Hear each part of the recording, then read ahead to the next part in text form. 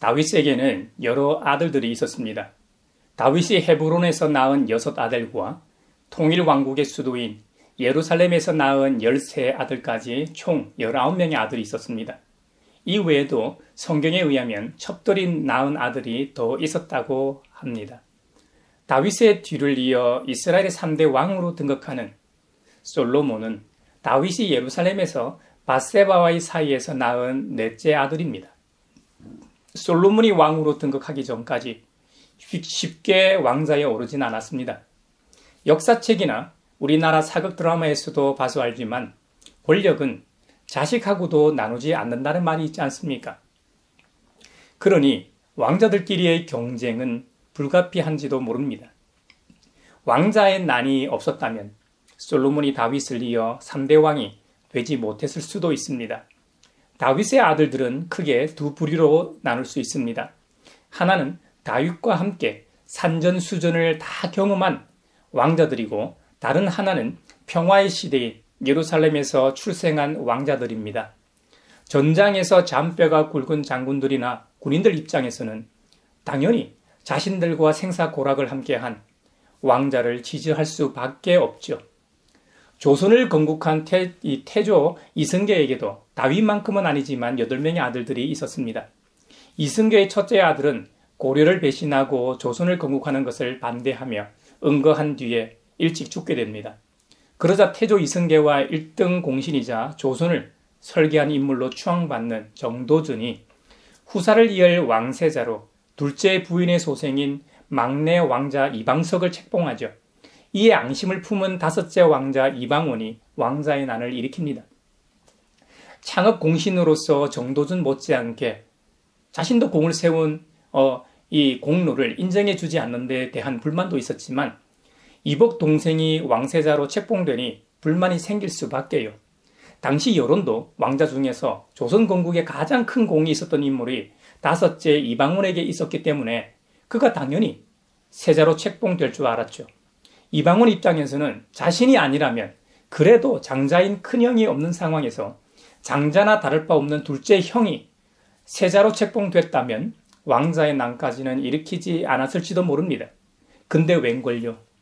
당시 11살밖에 안 되는 이복 동생이 왕세자로 책봉되자 반란을 일으켰던 것이죠. 그 과정에서 세자로 책봉된 이복 동생과 그의 형인 또 다른 이복 동생도 죽입니다. 그리고 조선의 설계자요 당시 가장 큰 권력을 가지고 있던 정도전도 죽입니다. 1398년 무인년에 일어난 일이라고 해서 무인정사라고도 하죠. 결국 이 왕자의 난으로 인해 고령의 나이에 병까지 있었던 태조 이성계가 왕위에서 내려와 뒷방 늙은이인 상왕으로 있다 죽게 됩니다. 물론 이 사실도 조선 왕조실록, 태조실록 편에 나와 있는 기록이지만요. 이방원이 3대 왕으로 있을 때의 기록이니 100% 믿기는 어렵죠. 아무튼 완전히 권력을 잡은 이방원은 자신이 왕자에 바로 오르지 않습니다. 그 이유는 자신이 왕자의 난을 일으킨 명분이 장자계승 원칙이었는데 그럴 수 없었던 것이죠. 앞서 설명했던 것처럼 첫째 형 이방우가 사망했기 때문에 둘째 형 이방과가 왕위에 오르게 합니다. 그 형이 조선의 둘째 왕인 정종이죠. 정종도 만 2년 왕자에 있다 동생 이방원에게 양위하고 아버지처럼 상왕으로 20년간 살다가 세종대왕이라 불리는 조카 이도가 왕위에 오르는 것을 보고 이듬해에 죽게 됩니다. 조선 건국 시기 왕자의 난 이후 잠시 태평성대를 누렸지만 세종대왕의 둘째 아들 수양대군이 계유정난을 일으켜 조카 단종과 조선의 호랑이라 불렸던 김종서 장군을 다 죽이고 왕자에 오르는 등 계속적으로 이 권력을 위한 투쟁이 있었습니다. 이것은 우리나라뿐만 아니라 세계사적으로도 권력 다툼은 필연적이었던 셈이죠. 다시 성경으로 돌아가 다윗에게는 헤브론에서 낳은 6아들들이 있었다고 했습니다. 첫째 암논을 시작으로 길르압, 압살롬, 아도니아, 스바랴, 여섯째 이드르람까지 다윗은 그 중에서도 유독 셋째 아들인 압살롬을 가장 아끼고 사랑했나 봅니다. 사무엘하 14장에 의하면 온 이스라엘에 압살롬처럼 머리끝에서 발끝까지 흠잡을 데가 하나도 없는 미남은 없다고 칭찬이 자자하였다고 기록하고 있습니다. 외모적으로 왕이 될 상이었다는 말이죠. 원어상 의미를 좀 더 살펴보면 외모에 대한 완벽함과 더불어 정신적, 도덕적 측면에서도 부정함이, 이 결함이 없었다는 뜻입니다. 이런 모습으로 인해 적지 않은 사람들이 압살롬을 지지하고 따랐을 겁니다. 그런 압살롬이 왕자의 난을 일으키게 됩니다. 압살롬에게는 아리따운 여동생이 하나 있었습니다. 이름이 다말이었는데 그 다말을 첫째 아들 암논이 상사병이 생길 정도로 연정했습니다. 연모했다는 말이죠. 암논이 이복 여동생 다말과 억지로 동침합니다. 일방적으로 성폭행했습니다. 이 사실을 알게 된 다말의 친오빠 압살롬이 붕괴하죠. 그래서 복수할 기회를 찾다 그 일이 있은 지 만 2년 후에 양털을 깎는 일로 다윗 왕과 모든 대소신료를 청합니다. 다윗이 얼마나 압살롬을 사랑했던지 정중히 거절합니다. 아니다 내 아들아, 우리가 모두 따라가면 너에게 짐이 될 터이니 우리는 가지 않으마 하고 복을 빌어주기만 했습니다. 이에 압살롬은 큰형 암논이라도 함께 가도록 허락해달라고 청합니다. 이에 아버지 다윗은 첫째 아들 암논과 다른 왕자들도 모두 압살롬과 가게 허락합니다. 압살롬은 이미 자기 부하들에게 암논이 술을 마시고 기분이 좋아질 때 신호를 하면 암논을 쳐 죽이라고 복수 계획을 다 세워둔 상황이었습니다. 모든 왕자들이 모인 자리에서 흥이 최고조에 다다를 즈음에 압살롬의 부하들이 암논을 쳐 죽였습니다. 그 자리에 있던 다른 이 왕자들이 혼비백산하여 저마다 자기 노새를 타고 달아났습니다. 이 소식을 들은 다윗 왕은 입고 있던 옷을 찢고 땅바닥에 누워 버렸다고 했습니다. 처음에는 누이의 원수를 복수하기 위해서 시작했지만 나중에는 아버지의 왕자를 노리고 압살롬이 다윗 왕을 죽이고 그 자리를 뺏으려고 했습니다. 이 반란으로 인해 다윗이 예루살렘을 버리고 마하나임으로 도망칩니다. 압살롬은 다윗이 남겨놓은 후궁들을 욕보이기까지 합니다. 압살롬은 강계한 자들의 말을 듣고 친아버지 다윗을 완전히 죽이려고 군대를 이끌고 다윗이 있는 마하나임으로 출정하게 됩니다. 다윗을 따르는 무리들은 점점 마하나임으로 모였습니다. 그들은 단순한 민병대들이 아닙니다. 평생 다윗과 함께 전장을 누비던 용사들이요 전사들이었습니다. 싸움에 능한 자들이었다는 말입니다. 혹시 수적으로 다윗의 군대가 적었다고 해도 일당 100의 용사들이었기 때문에 전면전에서는 다윗이 유리했습니다. 아니나 다를까 다윗의 군대를 지휘하던 요압 장군이 압살롬의 군대를 압도했습니다. 압살롬의 군대가 대패하여 압살롬을 따르던 2만 명의 병사들이 몰살합니다. 피신하던 압살롬이 다윗의 부하들과 마주쳤습니다. 당황한 압살롬은 자신이 타고 가던 이 말을 몰아 큰 상수리 나무가 가득한 울창한 숲으로 숨었습니다. 그런데 이게 악수였습니다. 압살롬은 외모적으로 흠이 없는 자라고 했습니다. 근데 그는 1년에 한 번씩만 이발을 했습니다. 한 번 자를 때 머리카락의 무게가 200세겔이나 되었다고 합니다. 한 세겔이 11.4g이니까 총 2.28kg 정도였습니다. 머리숱이 적은 입장에서는 대단히 부러운 머리카락입니다. 옛날에는 남자도 머리카락을 길렀으니까 좀 이해가 가기도 합니다. 사람마다 천차만별이겠지만 요즘 단발머리 여성이 1년 정도 기르면 약 2배 정도 자란다고 하죠. 그렇다고 해서 2kg 정도의 무게는 아닐 겁니다. 얼마나 머리숱이 많았으면 무게가 그렇게까지 나갔을까요? 고증에 의하면 당시 이스라엘 보통 남자들이 1년 동안 머리카락을 길러서 깎은 무게가 대략 500g 정도였다고 합니다. 그렇다면 압살롬의 머리카락의 무게가 2.28kg이라면 이건 너무 과장된 거 아닌가? 2.28kg이면 보통 남자들의 무게에 비해 4배가 넘는 무게이니까요. 하지만 유대 역사가 요세푸스에 따르면 압살롬은 당시 왕족들의 관례대로 그 머리카락에 기름과 금가루를 뿌렸기 때문에 그 머리털이 특별히 더 무거웠다고 기록하고 있습니다. 만약 요세푸스의 설명이 사실이라면 머리부터 발끝까지 흠잡을 데 없는 수려한 외모를 지녔을 뿐만 아니라 기름과 금가루로 단장한 머리카락을 흩날리고 다녔을 겁니다. 당시 수많은 백성들의 흠모의 대상이 된 것은 너무나 당연한 일인지도 모릅니다. 그런데 이 멋진 머리카락 때문에 압살롬이 죽게 됩니다. 다윗의 부하들을 피해 상수리나무 숲으로 숨어들었습니다. 상수리나무는 참나무과에 속하는 나무입니다. 보통 10m에서 20m까지 자라는 잎이 아주 무성한 나무입니다. 어떤 상수리나무는 키가 25m까지 자라는 것도 있다고 알려져 있습니다. 우리나라 참나무와 달리 팔레스타인 지역의 참나무는 높게 자라면서도 또 옆으로도 가지가 아주 넓게 자라는 특징이 있습니다. 그의 이 압살롬의 자랑이었던 이 머리카락으로 인해 말을 타고 가다 그만 머리채가 이 상수리나무에 휘감기게 됩니다. 압살롬이 타고 가던 말은 빠져나가고 압살롬만 공중에 이 대롱대롱 매달린 상황입니다. 이 모습을 본 요압의 부하가 요압에게 보고하고 요압이 창을 들고 가 그 자리에서 압살롬을 죽이게 됩니다. 훗날 이 일로 인해 다윗이 솔로몬에게 유언을 남기게 되고 솔로몬은 요압을 죽이게 됩니다. 왜요? 반란을 일으키고 다윗 본인을 죽이고 왕자를 찬탈하려고 했던 국가의 원수였지만 다윗이 가장 사랑하고 아끼는 아들을 죽인 자였기 때문입니다. 조선 건국의 1등 공신이었던 정도전도 당시 권력으로 이방원을 죽이려면 죽일 수 있었을 겁니다.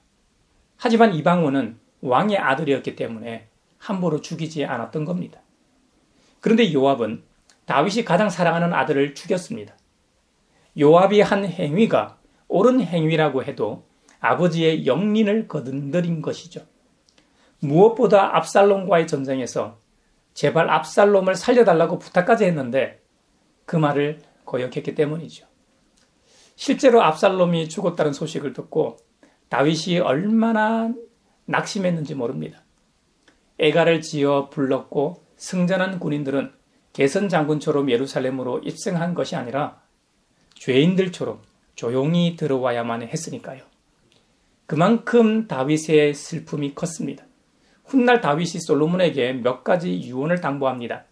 먼저는 여호와 하나님의 명령을 지켜 그 길로 행하여 모세 율법에 기록된 대로 지키라는 것이고, 다른 것은 은혜와 원수를 갚으라는 것이었습니다.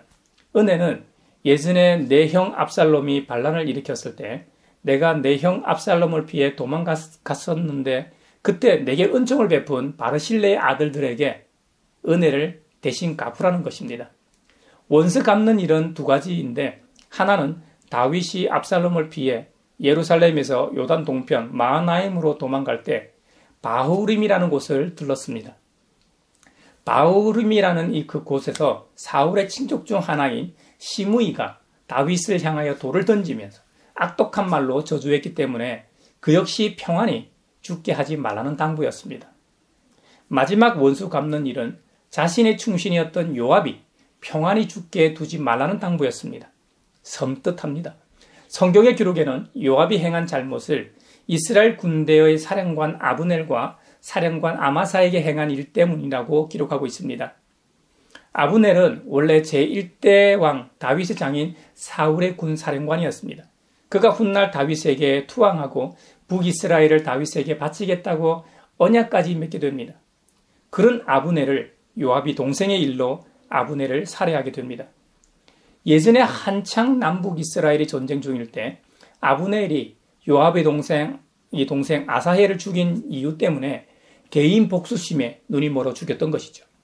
아마사도 요압이 자기 대신하여 군 지휘관으로 임명된 것 때문에 앙심을 품고 죽였는데, 이 일을 다윗이 다 기억하고 권력욕과 사사로운 개인 복수심에 이를 거르칠 수 있는 인물로 판단했기 때문입니다. 그래서 요압을 평안히 죽게 하지 말라고 솔로몬에게 유언으로 남겼던 것입니다.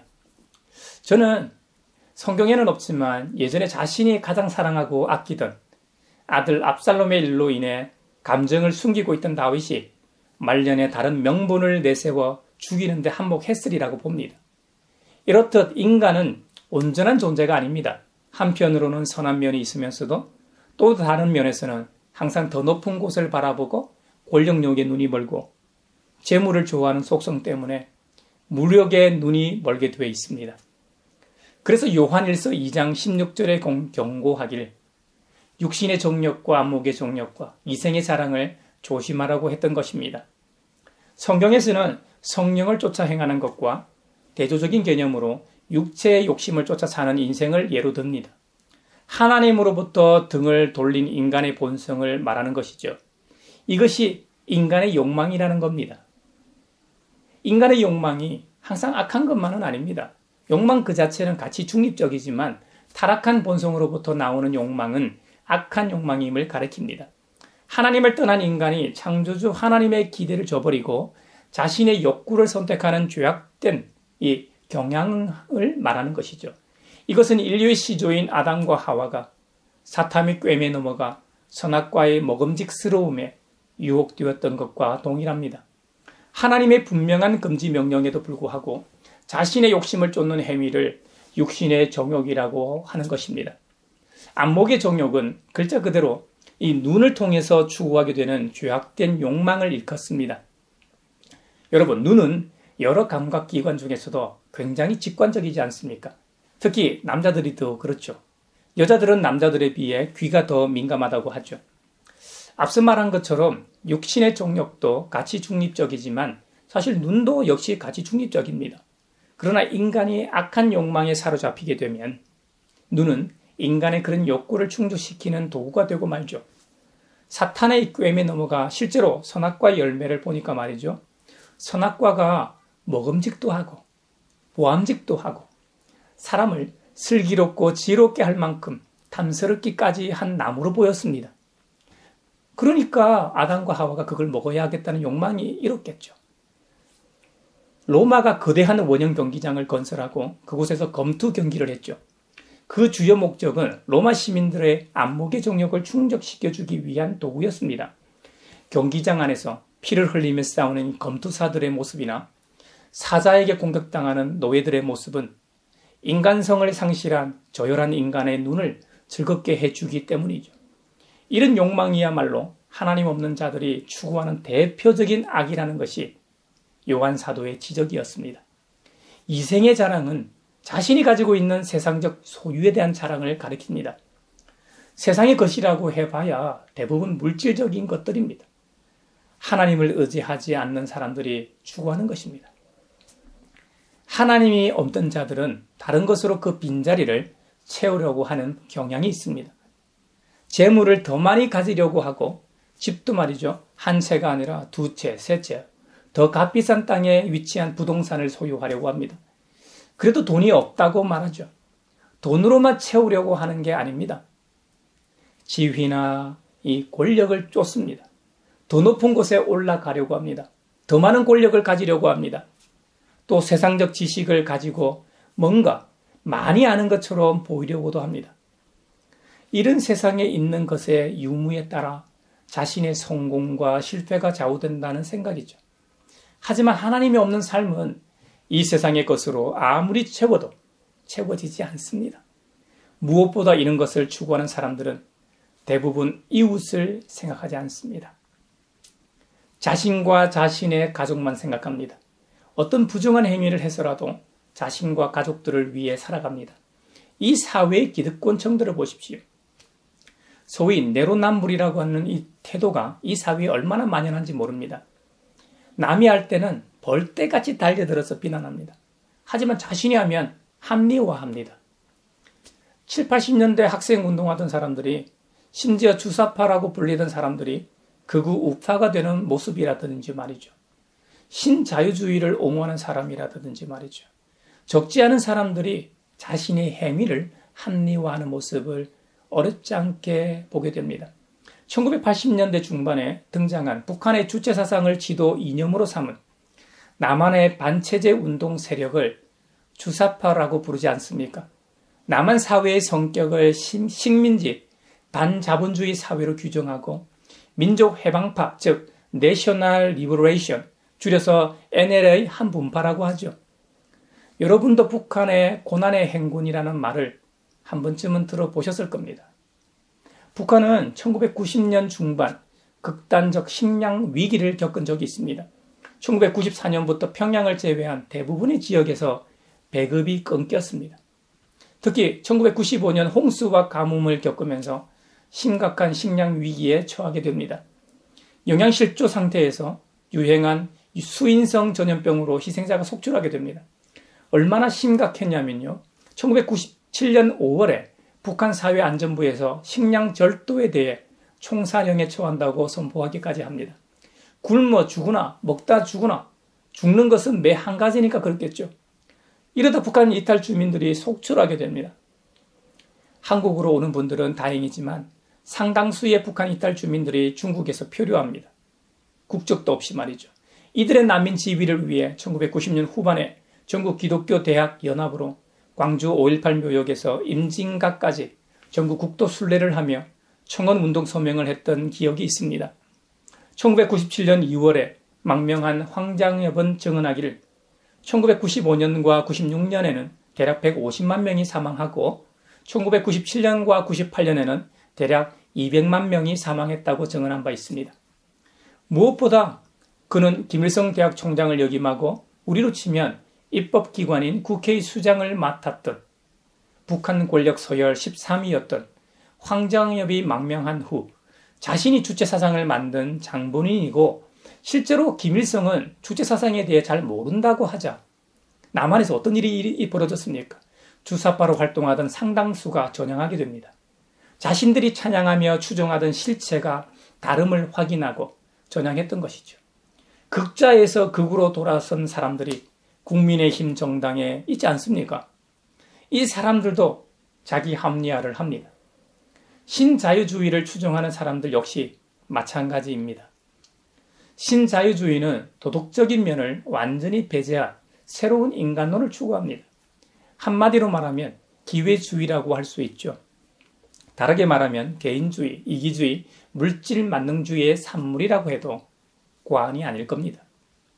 신자유주의를 배경으로 하고 있는 뉴라이트 운동을 보면 그들은 일제강점기 때 친일한 사람들을 비판하지 않습니다. 그들이야말로 진정한 기회주의자이기 때문이죠. 자신의 이익을 위해 본성에 따라 선택했기 때문에 정당하다는 것이죠. 요즘 이 사회를 보면 이전 그 어떤 보수 정권에서도 하지 않던 일들을 합니다. 이전에는 좀 논란이 되는 인물은 피해 임명하곤 했습니다. 지금은 아예 국민의 눈치를 보지 않습니다. 이번에 독립기념관장에 임명된 사람을 보면 5.18 군사 쿠데타를 옹호합니다. 1945년은 광복이 아니라고 말하는 사람입니다. 1945년 8월 15일이 광복이 아니면 언제가 광복입니까? 이 사회와 사람들은 왜 이런 모습을 보일까요? 원래 인간은 하나님과 교제하며 살도록 창조되었습니다. 그런데 타락한 인간은 하나님을 인정하지 않습니다. 하나님이 그들 삶 속에 없는데 어떤 것으로 그 빈자리를 채울 수 있겠습니까? 절대로 불가능합니다. 오직 하나님으로만 채울 수 있습니다. 세상을 사랑하는 마음이 하나님을, 아버지를 사랑하는 마음을 밀어냅니다. 그러니 이런 사람은 점점 하나님으로부터 멀어질 수밖에요. 그래서 우리가 교회 공동체가 있어야 하는 이유입니다. 여러분, 교회도 이 세상에 존재하는 공동체이기 때문에 완전한 곳은 아닙니다. 때로는 분쟁하고 싸우고 갈라지고 심지어 사라지기까지 합니다. 하지만 그리스도 안에서 함께 성장해 가는 곳이 바로 교회입니다. 교회 안에 있는 자만이 안전합니다. 혹 신앙심이 떨어지고 믿음이 약해질 때 믿음의 형제 자매로 인해 힘을 얻는 경우들이 참 많습니다. 영적인 교제뿐만 아니라 믿음의 공동체와 믿음의 형제 자매가 시험받은 지체를 위해 기도합니다. 찾아가서 말을 걸어주고 힘내라고 격려합니다. 함께 있어줍니다. 어떨 때는 실제적인 도움을 줄 때도 있습니다.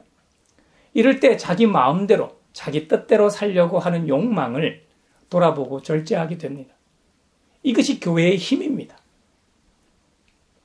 에베소서 4장 뒷부분에 보면 새로운 생활의 규범에 대해 사도 바울이 기록하고 있습니다. 거짓을 버리고 각각 자기 이웃과 더불어 참된 말을 하라고 권면하고 있습니다. 우리는 서로 한 몸의 지체들이기 때문이라는 겁니다. 한 몸의 여러 지체 말이죠. 바로 머리 대신 주님의 한 몸이기 때문입니다. 서로 참된 말만 한다면 서로 자기를 합리화할 필요가 없습니다. 거짓이나 속이는 일이 없다면 있는 그대로 수용하고 받아들일 겁니다. 혹시 화낼 일이 있어도 지나치게 화내지 않을 겁니다. 화를 내봐야 내 자신의 이 정신 건강이 좋지 않는데 누가 필요 이상으로 화를 표출하겠습니까? 그리고 웬만하면 해가 지도록 노여움을 품고 있을 사람도 거의 없을 겁니다. 우리는 필요 이상으로 화내고 욕하기 때문에 사탄 마귀에게 틈을 허락하게 됩니다. 어느 순간 내가 왜 이러나 싶을 때가 있지 않습니까? 그러면 그 즉시 멈추십시오. 더 나아가면 이제는 내가 아니라 악마가 주장하게 되고 악마가 이끄는 인생이 되고 맙니다. 주님의 거룩한 영으로 새롭게 된 사람은 하나님의 형상을 따라 살게 됩니다. 에베소서에서는 참 의로움과 참 거룩함으로 지으심을 받은 새 사람이 된다고 했습니다.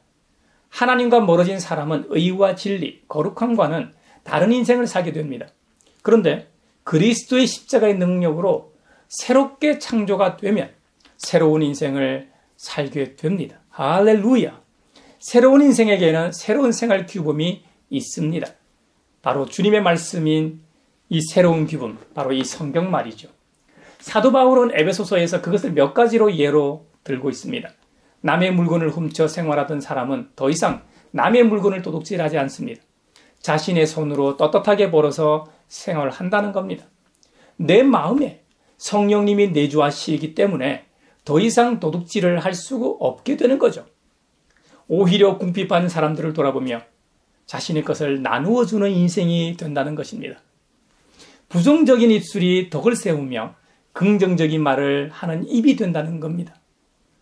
칭찬에 인색하지 않고 듣는 사람에게 은혜를 끼칩니다. 하여간 친절한 사람이 됩니다.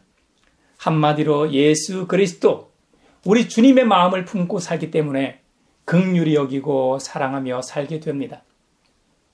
항상 하나님께서 그리스도 안에서 우리를 용서하신 것을 기억하여 서로 용서하고 용납합니다. 이런 모습이 사랑을 받는 자녀답게 살아가는 모습입니다. 우리 모두가 이런 사람이 되길 바랍니다.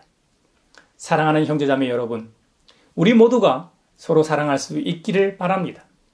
가양교회와 모든 그리스도인들이 자기 몸처럼 타인을 사랑하며 살 수 있기를 주님의 이름으로 축원합니다. 그리하여 먼저는 주님의 몸된 교회가 이런 공동체가 되길 바라고, 다음으로 이 세상이 천국의 모형인 교회를 통해 살맛나는 세상이 되길 바랍니다. 여러분, 이번 한 주간도 우리 모두 하나님의 사랑을 받는 자녀답게 살아가기를 바랍니다.